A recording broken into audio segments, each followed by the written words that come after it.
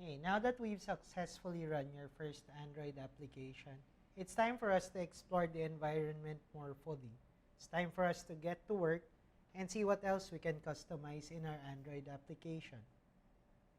If you were looking at my screen, you'll see that I'm looking at text messages sent to this emulator.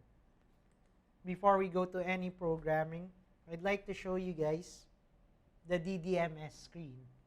We've seen it before when I showed you guys how to see if your emulator was running properly.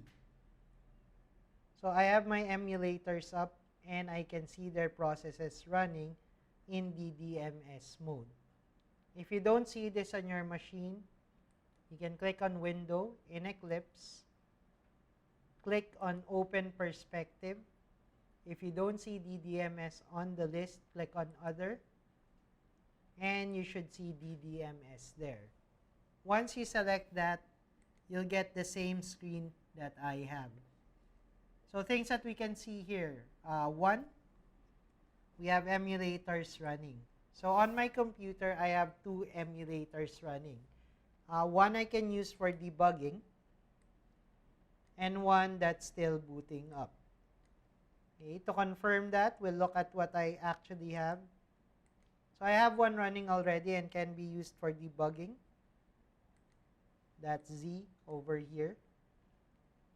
And I have another emulator that's still trying to boot up, named Test40. That's one thing you have to watch out for your Android emulators. Sometimes they work, sometimes they don't. Sometimes they take forever to boot up, as shown by this one over here. So it's very important for you to try out a couple of them. Just remember, if you have too many emulators open, it might cause your computer to have low memory. So I have emulators running.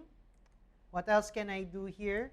In case I have applications that actually check for text messages or calls, I can simulate that in DDMS view. If you look at my screen right now, I've clicked on the tab called Emulator Control. This is where I can send fake calls or sample text messages to my chosen emulator. So I'll select my currently running emulator, which is Z, also known as emulator 5556.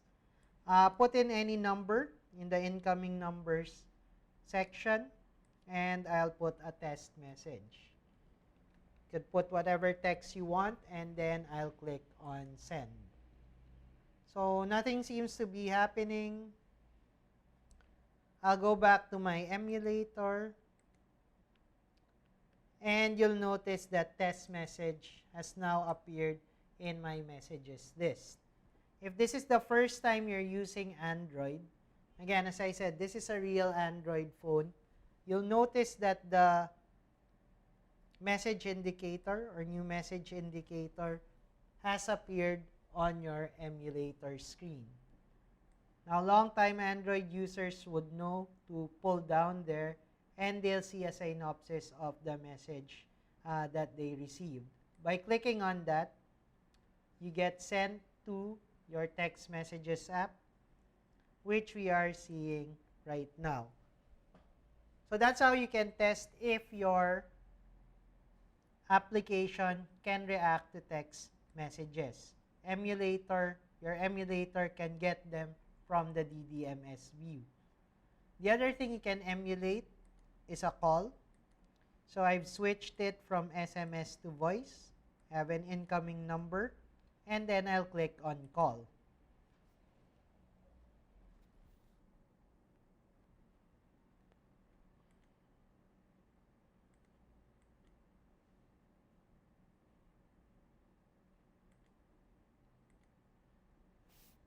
Okay, so you'll see now that my phone or my emulator has actually moved to call mode. You can pretend that you're answering the call by dragging the green icon to answer. And it will actually place your emulator into call mode. You can decide not to answer and hang up, or you can end the currently active call. And for all intents and purposes, this acted like a real phone that is being called. You'll get a call log similar to a real call, and you'll see when that call was made. So the DDMS is there inside Eclipse to help you interact with your emulator. Now, if we go back to our normal Java view, that gets us back to our project, and this is where we can start customizing your application. When you're working with the screen or the layout as it is in Android, it works pretty much like any other visual design tool. You'll notice Hello World can be selected, and you can modify certain characteristics of this particular on-screen widget. This is known as a label, and we can quickly change what it says. Okay, by double-clicking on it, or if you don't like doing that, from here, from your graphical layout, you'll notice that there are two tabs at the bottom. So when we're looking at a screen, either because it was open already, like what we have right now, or I'll close it. So we have our code left. You can double-click on the XML file, which will load it inside Eclipse, and we'll get our layout again. So take note, there are two tabs. One for the graphical layout, and one for the XML. If you remember what I mentioned earlier, all screen layouts are actually XML files. If we go to mainscreen.xml, we'll see something similar to code. So this is our XML file.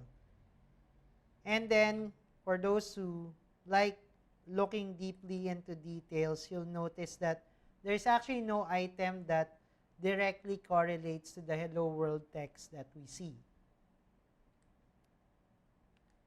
So again, looking at Java, we'll see something like this, @string hello world.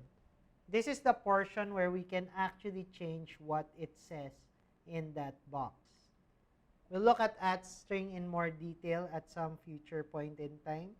What you do right now is delete that and put in your own message.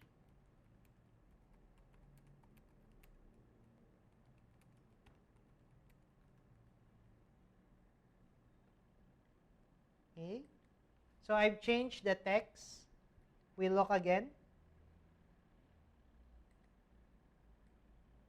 We're changing a text view control, and we're manipulating its text property. When I save that, okay, so if you look at your file name right now, you'll see that there's an asterisk beside the name. That indicates that whatever you've done has not been saved yet. And those changes will not reflect in your application until you hit save. So once more, I've looked at the text view control, and I've changed its text to a different message. The sharp people out there, they'll notice this particular symbol. Don't worry, this won't cause your program to stop. What it is a warning. Okay, so the Eclipse Integrated Development Environment is telling us that something has been done that might potentially cause your program to crash. It will underline it in yellow. So you have those yellow squiggly marks here. What it's basically telling me is, and if I don't know what it wants to say, you mouse over the symbol, and you'll see its recommendation. Hard-coded string, hello mommy, I can code Android apps, should use @string resource. Okay. Google does not recommend hard coding your strings. If it's being used inside your layouts, they want it flexible so that in case you support foreign languages, you can easily change the phrases and words that you use. We'll look more into that when we go to localization. At this point in time, just take note of that. When you get a warning, it does not mean your program won't run. It might cause a potential problem, okay, but you can still try working with your code.